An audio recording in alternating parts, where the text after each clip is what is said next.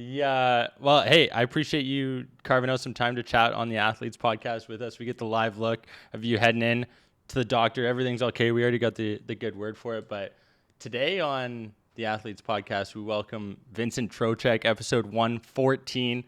Thanks for coming on the show, centerman for the Carolina Hurricanes. You want to maybe start off by giving a little intro as to who you are, the individual who has a name that sounds like he's from somewhere in Europe, but a good old Pittsburgh American boy. Maybe give the Athletes Podcast listeners a little introduction as to who you are, what makes you drive an M8, and how you've become a pretty decent puck player. Grew up in Pittsburgh, Pennsylvania. I moved to Detroit actually when I was around 12, 13 years old. Played hockey for Little Caesars growing up there. Drafted to the OHL when I was 15. Played there for 4 years, 3 in Saginaw, Michigan, and 3.5 in Saginaw, and half a season in Plymouth. I was drafted to the Panthers after my second year in Saginaw, third round. Made the team in 2013-14. Spent about 7.5 years there, and got traded to Carolina a couple years ago, and at the trade deadline, and I've been here ever since. Been a part of a pretty sick team in Carolina. You guys seem to have some fun there. Maybe let's start from where you're at right now. Obviously performing at a high level. Team's clicking on all cylinders. How was the All-Star break? Did you get a little glimpse into it? Were you watching? Were you out visiting, vacationing? What were you up to this past weekend? Yeah, we started off, went home for a day, spent some time with my family, and then let the kids stay with my parents, and me and my wife headed to Miami for a few days. Just kind of got away, got into the warmer weather for a couple of days to relax. How badly do you miss those Florida days where you were able to wake up, go to the beach, then head to the arena for your practice? I didn't really think about it much until we went down there this last 2 weeks ago or a week ago, whatever it was. But you definitely miss it. It's nice down there. The weather's obviously phenomenal, and the sun's always shining, so it puts you in a good mood every day. But I do love it in Carolina, and I wouldn't trade anything for the world. I love that. Well, maybe let's go back. Let's start like Pittsburgh, early days, 12, 13 years old. You moved to Michigan. How big of a change was that for you, for your family? Obviously, you're a big family guy. Your parents even referred to you as a true father on that show that I saw that you had your group family in there, but obviously you're a good dad. What was that transition like for you as a kid going through at 12, 13 years old, moving away to go play the sport that you're obviously passionate about? It all goes by so quickly, and at that age, we were doing whatever I could to make it into the NHL, and you don't really think about anything other than just doing whatever it takes to make it. Moved away. My family was always still there, though. No matter where I was, they were there as much as they possibly could be. So it didn't feel like I was away as much as I actually was. And it's crazy, growing up and moving all over the place just to play hockey. But my family was very supportive of everything I did. Obviously, they got me to where I am today. Tell me about the OHL. Was it what you expected? Was it an adjustment heading up to Ontario, playing against Canadians? Obviously, you'd been doing it from a young age, but huge adjustment period there? Not really. I mean, I was in Michigan for both teams I played for in the OHL, and I had grown up kind of in Michigan from 12 on, so I was close to home in a sense, and really it was just going and playing hockey, and made some lifelong friends in Saginaw and Plymouth, so it was an easy transition. Okay. Was the easy transition still there when you started playing golf? Obviously, you and Whit went back and forth back in 2017 when you were episode 31 on Spit and Chicklets. How's the golf game progressed? What's the handicap at? Are you going low in the off season? Do you practice during the actual hockey season? Like, give me the insight. I'm curious. Like, should I be throwing money down if I end up playing against you in the future? Like, what's the scoop? Well, back then, I don't even know if I was even playing golf, maybe just a tiny bit, but The golf game has improved quite a bit since then. I'm a 3 handicap right now. Okay. I play quite a bit in the summer. During the season, we don't really get out much. The weather's probably good. I mean, a day like today, it's 50 degrees. It's not too bad. You could probably get out on a day like today, but middle of the season, there's rarely time where you have like a couple days in between games. You have time to go. And now that I have kids, it's tough to get away. Whenever you're away for a week on a road trip, you come home, you have one day off. It's not. Yeah, the wife probably wouldn't love it if you said you were going and playing 4 hours worth of golf. Hey, good guy Troch over here. That's what we like to see. Ideal foursome. Who would it be? You're able to pick it. Are you bringing Witt out? Are you going out? Are you trying to pull in Phil Mickelson? Like, if you were to build that ideal foursome, who would it be? No offense to Witt, but I don't think he's in my foursome, my dream foursome. Tiger is definitely going to be number one.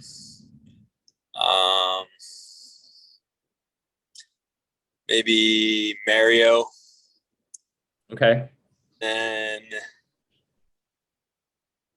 we're going to have somebody funny to kind of lighten the mood. Maybe like Adam Sandler. Oh, okay. Okay. He can ball too. That guy does everything. Just an all around athlete. Definitely would be an asset to the Athletes podcast. Curious, when you say you've got down to a 3 handicap, are you just naturally good at every sport that you compete at? Is this something that you have to practice and put a lot of effort into? Or, like growing up, what was it like? Did you play everything? No, I played baseball when I was younger and hockey, and that was pretty much it. Like, I didn't play golf at all growing up. I had a basketball hoop in my driveway, but I didn't play competitively. Didn't play football.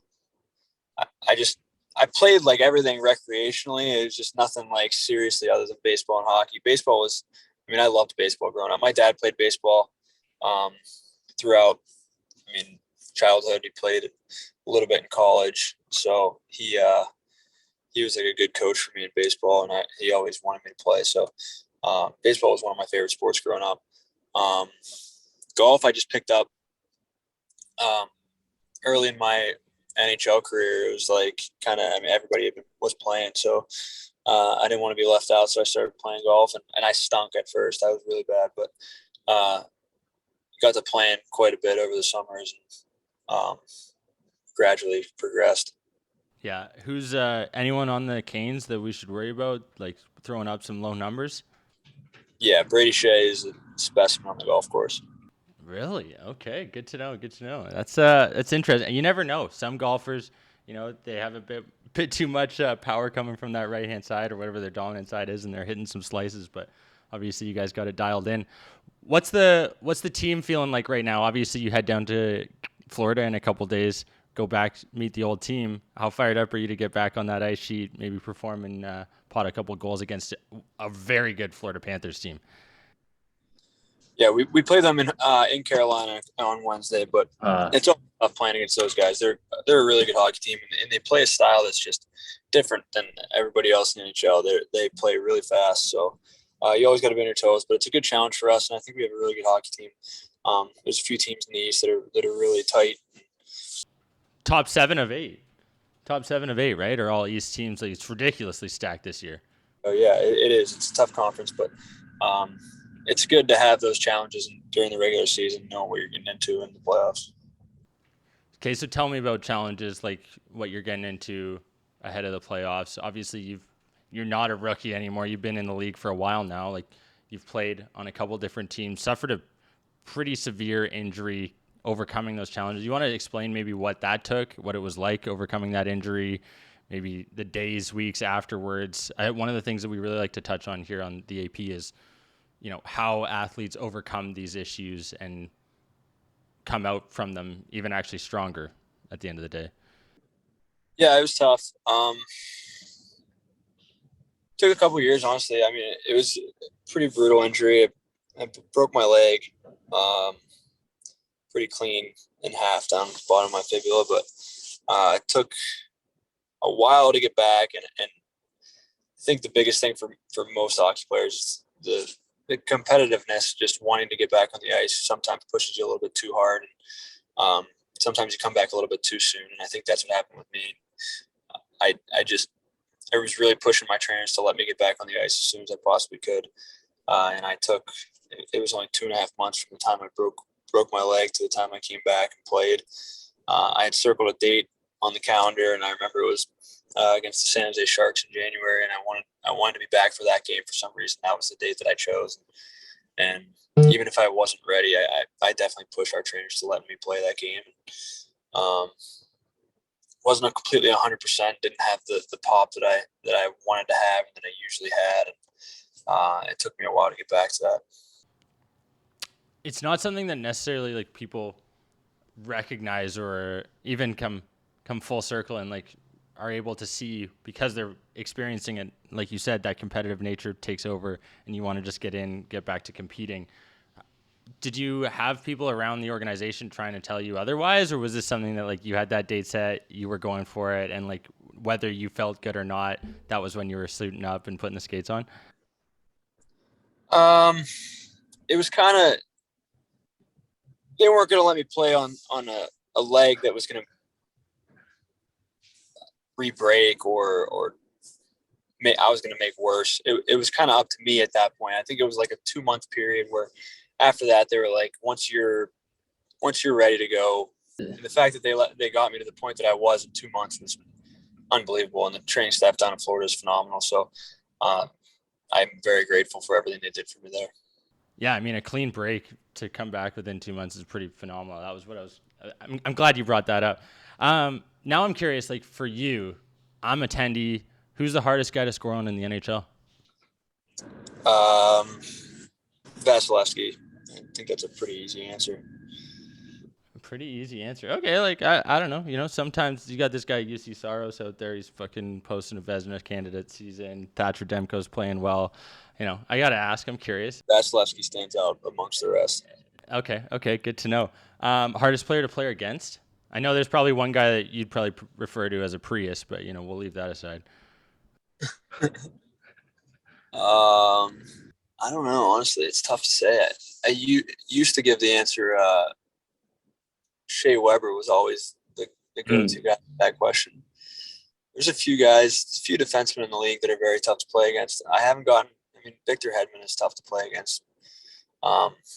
He can skate like the wind, and he's massive too, so strong as an ox. So I'll go with him. Cool. Okay. And you brought up Mario, obviously growing up in Pittsburgh. Penguins, you know, were your team. Are you flabbergasted at what Crosby continues to be able to do on a night-to-night basis? Yeah, this season especially has kind of been ridiculous. The stuff that he does, and it's for some reason going completely under the radar this year. It's insane what he's been able to do. He hasn't slowed down a bit from day one. It's crazy. Like you said, it is flying under the radar. The guy puts up points, guy wins faceoffs. He's a leader on the ice, off the ice, does whatever it takes. Was just curious from your point of view. I'm glad you were able to share that. STX Cribs showcased a little bit insight of your home down in Florida. Said you played the piano every once in a while, never eat in the dining room. You got any like other superstitions, specific things that kind of makes Vincent Trocheck who he is, makes him tick? I'm not that superstitious. I don't really have a routine that I have to stick to. And honestly, sometimes just to make sure that I don't get too superstitious, if I do something right on a day that I have like a good game or something, I sometimes purposely will go away from it just so that I don't become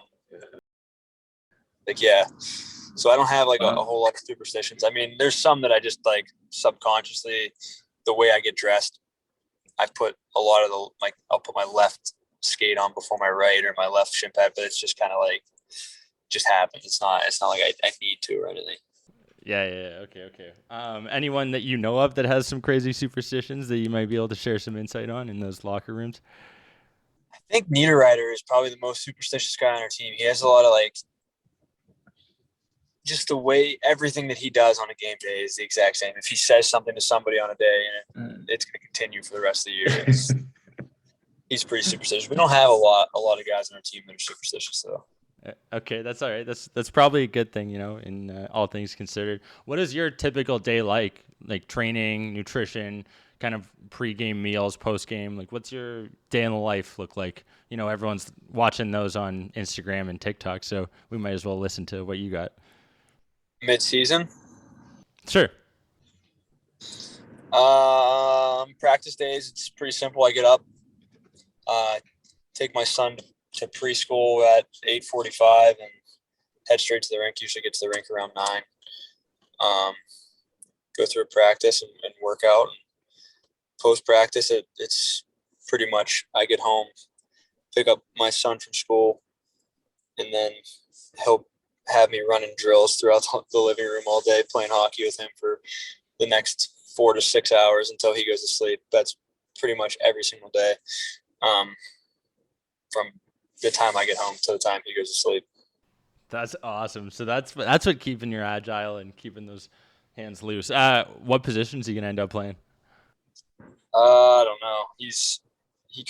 He loves everything. He plays goalie from time to time, and then he wants to be everybody on the Canes except for that.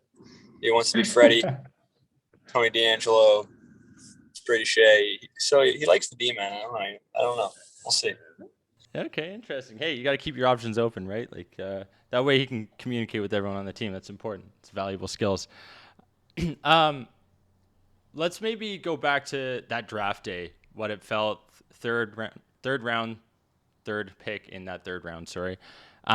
You go to Florida. Was that what you were expecting? Tell me, like, I'm always curious, athletes when they get drafted, kind of what that experience looks like. It's a pretty whirlwind 24 hours, whether you were at the draft, whether you weren't, getting the phone call, any weird conversations that go on. I kind of had an idea. There was 2 teams that I had an idea I was going to be that were most interested. I had talked to the most, between Washington and Florida. On the second day of the draft, I talked to Florida a couple times again, and I had a close friend that kind of coached me growing up in youth hockey that was a part of the scouting staff in Florida. He was talking to me gradually as the day went on, and he said if I was there at that pick that I was probably going to be taken there. Sure enough, that's what happened. So I had a good idea. It wasn't too much of a guessing game. Obviously, anything could have happened, but I did have somewhat of an idea that I was going to Florida. Now, having played there for a couple of years, obviously the sunshine in there. Some other places, maybe not as much sun. Do you have a particular arena that you love going to, love playing in, love performing at? I like Montreal. Montreal has the best ice, so I always like going there. Vegas is obviously they put on quite the show in Vegas, so that's another one that's fun to play at. Montreal and Vegas, true, interesting. Yeah, well, Vegas looked like it was an absolute banger last weekend. We just had AJ Galante on from the Danbury Trashers, and he had some fun with the crew, Biz and Witt and Grinelli, got them decked out with some jerseys. But the real show was Trevor Zegras, another American stud like yourself. Did you watch that? What were your thoughts? How ridiculous that shootout goal was? Yeah, he's got phenomenal hands. He's fun to watch during games even. So it's cool to see the guys that have that young skill go out there and showcase it in those skills competitions. The fans love seeing that kind of stuff. What Vegas was able to do this past weekend was pretty phenomenal. I don't think the sport of hockey's generated that much interest in a long time. Then I'm curious, like, what was the most impactful change for you going through the sport of hockey? Was there a pivotal moment that allowed you to like unlock, additional couple strides, crossovers, whatever it was? Chris Gronkowski, when he was on a couple weeks ago, talked about speed training. Football player, made a huge impact for him. Is there anything that really sticks out for you in particular that was like, that aha moment that allowed you to, fire your wrist shot a little quicker, put one past attendees easier? I don't think there was any like one specific moment. I mean, I started like training hard when I was probably say 16. I really started to get after it in the gym. My off seasons were a little bit more hectic, and at that point is whenever things started to get serious, and obviously that's when you start getting stronger. And I think that's kind of, if you could point at anything, it was that just really beginning to focus on nutrition and working out and stuff like that. Okay. What kind of workouts? Squats, deadlifts, bench press? Are you fucking curling all day? Or like what's your go-to gym session? Do you have a favorite gym day? You got anyone that pushes you hard in the gym that you're like, man, I can't lift next to that guy? I have a personal trainer that I've had for a while now back in Pittsburgh that is I trust with everything that I do, and he's been phenomenal for me. So there's no specifics. He keeps us guessing on it. There's never really a day where we'll do something the same we did the day before, or even a summer that we do the same thing we did the summer before. He's always keeping us on our toes. It's so important. I think like one of the things, especially as you head into playoffs, you guys are looking to make a deep run. What are the changes you make as you go into playoffs, day in the life, physically demanding, bumps and bruises? How do you adjust to make that long playoff run? It's just staying healthy is really a key in the playoffs for every team. Health is one of the biggest things that you can ask for in the playoffs. It's just a matter of playing through some stuff. Obviously, the guys are going to get hurt, and you got to play through it in the playoffs and doing whatever you can off the ice to try to stay healthy, making sure that you're eating right, making sure that you're getting the treatment that you need. Just stuff like that, making sure that you're staying on top of things. Go-to meal, like favorite snack, favorite cheat meal? Cheat meal? Pizza? Yeah? Pineapple on it? No. We always got to clarify. I think we'll have a running tab at the end after. What's the shirt? Are you rocking like Iron Man with a hockey stick? What's going on? Yeah, that's Keith Yandel. Oh, Keith. Okay, that's a bit. Hey, he does have the Iron Man streak, so we can put The that song, there. man.